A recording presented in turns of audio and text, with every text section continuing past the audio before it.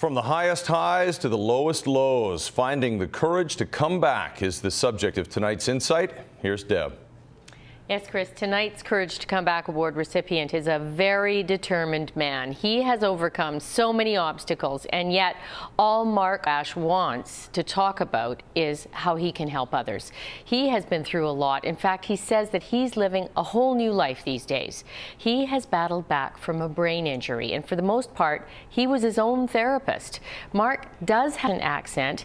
He came to Canada when he was 14 years old, and he wanted me to put subtitles into this story. But if you listen very carefully, I'm sure you're going to be able to understand him. Mark Audio Ash loves music. In fact, he says music is his doctor.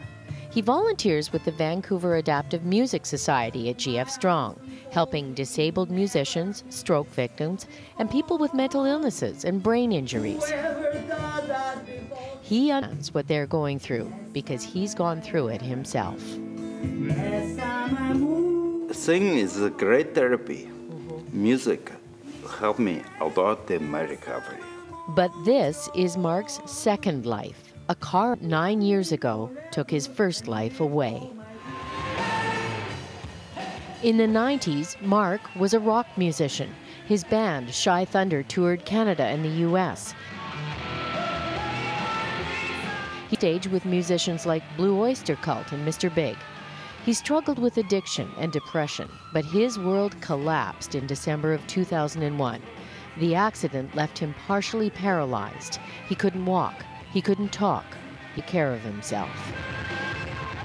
Inside, I could think fine, and my memory was good, but my body didn't work. It was like being trapped in your own body. My prognosis was so poor. My family were told I may never recover. So everybody gave up on me. And he almost gave up on himself. When he learned he had a brain injury, he spent a year lying in bed watching television. His career was over, all his were sold. He was eventually able to walk, but not well. I used to fall over all that, a be picked up. You would just fall over Yes. for no reason. Gravity. That's a reason. At some point, he became determined to help himself. He used the one finger that worked to get information online and became his own therapist. He studied how the brain works. For instance, he wore an eye patch. A healthy part of his brain would take over new functions. And he learned that taking care of his body would help his recovery as well. Eating well, working out, learning to use muscles again, learning how to speak again. I used to do everything, and I took life for granted.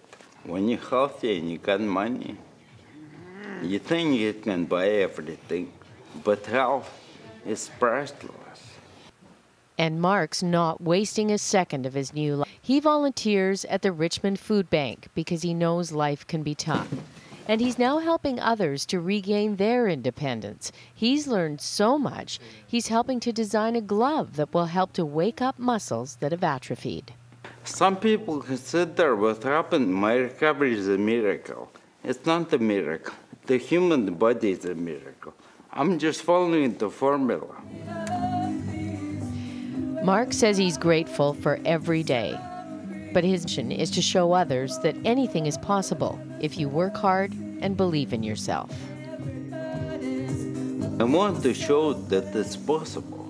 I want to give, hopefully my story will give people hope, encouragement to continue trying.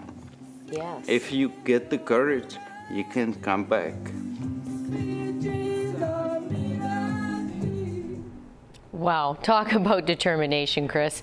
And tomorrow night, I introduce you to a woman who has been up and down and up again with the extremes of bipolar disorder. And that's tonight's Insight.